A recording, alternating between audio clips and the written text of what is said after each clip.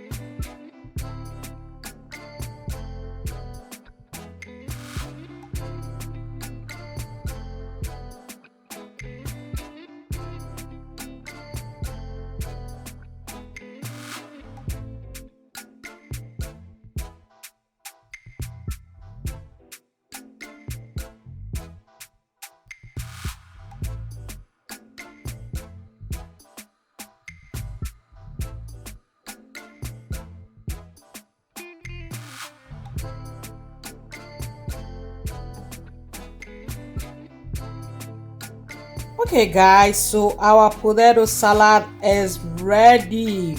This is really a balanced diet or full course meal because there's carbs in it, there's vegetables, there's protein, there's vitamins. I mean, anything you can think of, isn't it? Okay.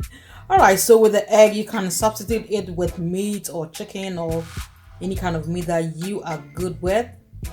And the potatoes too, you can use a red kind of potato and it will work out. Okay.